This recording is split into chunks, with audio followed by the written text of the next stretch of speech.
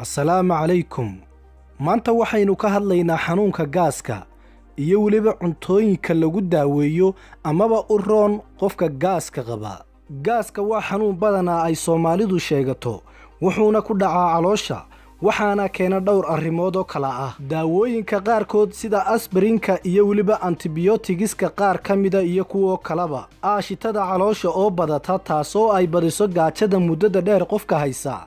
ama xanuunka aashitada caloosha oo batay. Waxyaabaha keena gaaska waxaa kaloo ka mid ah cabitaanka alkoolada leh iyo weliba cuntooyinka kuwa dhanaan ama dufanka badan leh ama basbaaska leh ama la khamiiriyey. Waxaa kaloo keena gaaska sigaar cabidda iyo weliba isticmaalka tubaakada.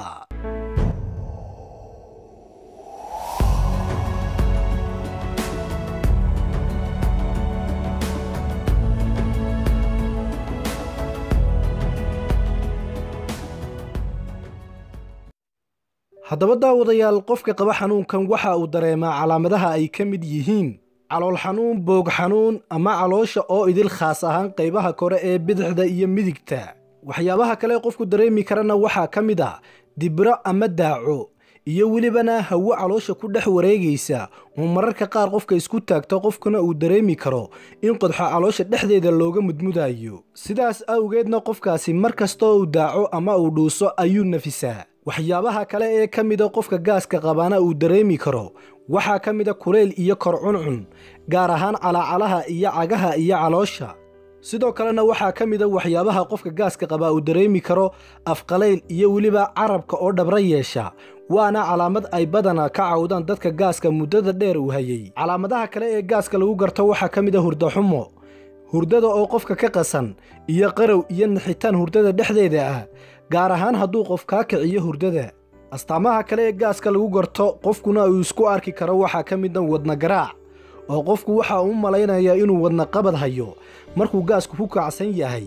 sidaa awgeedna gaasku waxa uu leeyahay wadna garaac iyo waxa kale uu leeyahay cadaadis dhinaca feedhaha ah, maadaama hawada calooshu ay isku xidhay ay feedhaha cadaadin karto. astaamaha kale ee gaaska lagu garan karo qofkuna isku arki karo waxaa ka mid ah laabjeexa, qofka oo cuntada cuna ama biyo kulul ay ka soo godoomaan oo afka ka dareema qadhaadh iyo weliba dhanaan isla socda. waxaa kaloo ka mid ah calaamadaha lagu garan kara gaaska warwareer, ama in miisaanka uu kaa lumo marka aad istaagaysid ama jiifka aad ka soo fadhiisato.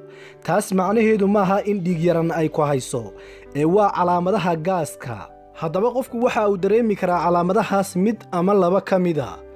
qofka hadduu gaas qabo waa inuu dhakhtar la xidhiidhaa si loo daaweeyo loona ogaado gaaska uu qaba nooca uu yahay. sidaa daraaddeedna nabarka gaas dariga meesha uurku jirta uu kaga yaalo waxa ay ku xidhan tahay qaabka qofku calaamadaha aynu soo sheegnay u dareemayo. haddii gaajada ama dharagta ay u daran tahay qofka, iyo hadduu xanuunku hal meel ku eeg yahay ama caloosha ku baahsan yahay, ama xanuunka uu dhabarka meesha bogga ku aadan uu ka qabanayo qofka. warbixintaasna waxaa wax ku dhisi kara oo wax ku ogaan kara dhakhtar aqoon u leh cudurrada gaaska, ee haddii aad calaamadaha isku aragtay la xidhiidh dhakhtar. dhinaca kalena xanuunka gaaska qayb badan oo ka mida waxaa keenta bakteeriyada loo yaqaano helicobacter pylorus. sidaas awgeedna qofka jeermiskan laga helo waa in daawada gaaska loogu daraa daawo antibiyootiga si loo dilo bakteeriyada gaaska ku samaysa caloosha. daawada haddaba ku soo dhowow talooyinka dhakhtareed ee loogu talagalay lagana rabo qofka gaaska qaba inuu qaato. talooyinka dhakhtarka waxaa ka mid ah inaad daawada sida lagu faray aad u qaadato, inaad cunto oo keliya cabitaan cad iyo cuntooyinka aan dhadhanka lahayn sida kuwa la dubay ilaa aad ka bogsato. dhinaca kalena ka fogow cuntada suugada badan, waxyaabaha saliidda leh, canjeerada iyo wixii khamiir leh, dhandhanaanka, basbaaska, cambuulada iyo wixii qasacadaysan iyo wixii la shiilay oo idil. geesta kalena si tartiiba cuntadaadii caadiga ahayd ugu soo laabo oo waxaad cuntaa xaddi yar markiiba. gaajada iyo dharagtu adiga labaduba way kuu daran yihiin. cunto yar mararka qaar cun, saddexda waqti ee la cunaa kuma anfacaysa haddii aad xanuunka gaaska qabto. dhinaca kalena xilliga aad jiifan rabto 3 saacadood ilaa 4 saacadood ee ka horeeya ayaa laga rabaa inaad wax cunto. iska ilaali inaad ku seexato calooshaada oo buuxda, taasi waa halis haddii aad qabto xanuunka gaaska. geesta kalena gaajada inaad ku seexato iyaduna waa halis haddii aad gaajo dareento marka aad jiifan rabto. waxaad cabtaa caano aan dhanaan lahayn oo qabow. Caanaha waxa ay yareeyaan aashitada caloosha waana daawo aad u fiican.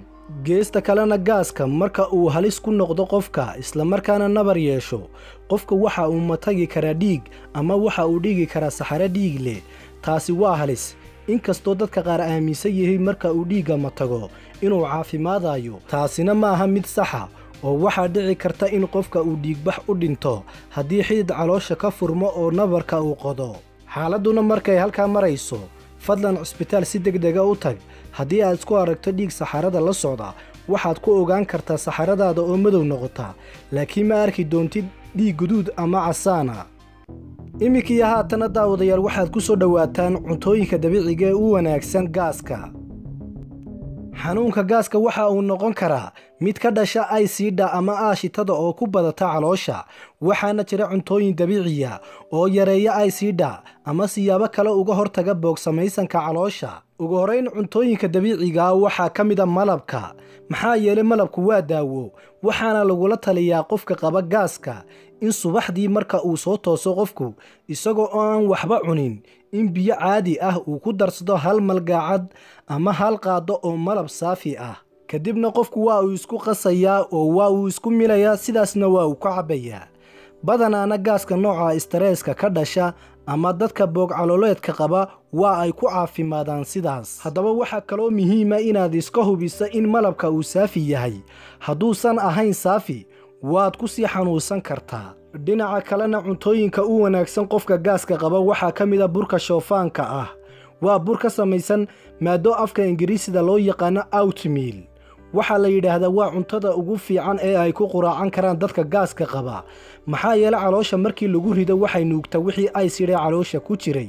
gaajadana way u fiican tahay oo waa lagu dhargaa. geesta kalena cuntooyinka u wanaagsan qofka gaaska qaba waxaa ka mid a sanjabiilka qoyan.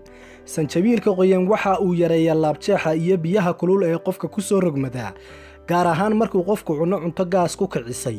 haddaba iska ilaali sanjabiilka qalalan, kaasi gaaska waa uu kiciyaa. qaabka loo isticmaalo waa inaad biyo caadi ah dhex dhigtid si uu ugu milmo, kadibna biyaha aad cabto ama aad cunnada ku darsato. waxyaabaha kale ee u wanaagsan qofka gaastariga qaba waxaa ka mid a geedka dacarta, waxaana lagu daaweeyaa gaaska nabarka ah oo diida inuu raysado. haddana waxaaba jira shirkado u sameeya qaab daawo ah, laakiin ku dadaal inaanad si toosa u isticmaalin geedka dacarta, laakiin aad raadsato isagoo la sifeeyey. waxaana lagu iibiyaa ama lagu gadaa farmashiyada iyo dukaamada waaweyn qaarkood, wuxuuna daboolaa nabraha caloosha ku yaalla oo uu gaasku keeno, waana daawo aad u fiican. geesta kalena qudaarta iyo cagaarka iyo saladhkaba intuba way u wanaagsan yihiin qofka gaaska qaba. dadka badanaa badsadana gaas iyo caloolfadhi intaba isma arkaan. dhinaca kalena cuntooyinka gaaska u roon waxaa ka mid a caanaha, gaar ahaan caanaha subaga laga saaray oo la qaboojiyey. waxayna yareeyaan aysiidha caloosha, waana muhiim in caanaha aysan ahayn kuwa fadhi ama suusaca. waa inay ahaadaan dhay freesha ama caanaha qasacyada ku jira. cuntooyinka kale u wanaagsan qofka gaaska qaba waxaa ka mid a shaaha cagaaran. shaahan oo faa'iidooyinkiisa aan la soo koobi karin, haddana waxaa la sheegaa in gaaska iyo dibirada uu yareeyo. waxaa kaloo ka mid a cuntooyinka qofka gaaska qaba u roon babayga. maxaa yeele babayga caloosha wuu bixiyaa ama waa uu socodsiiyaa, wuxuuna yareeyaa aysiidha caloosha. dheefshiidkana waa uu wanaajiyaa oo waa uu u roon yahay, laakiin liindhanaan iyo sonkor ha ku darin. ugu dambayntiina intaa waxaaba sii dheer inay jiri karaan cuntooyin iyo waxyaabo dabiiciya oo aan halkan lagu soo koobi karin, oo qofba khibraddiisa uu ku arkay inay faa'iido u leedahay.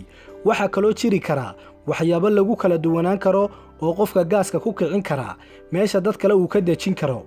waxyaabahaas waxaa ka mid a liinta, muuska, kalluunka, timirta iyo waxyaabo kale.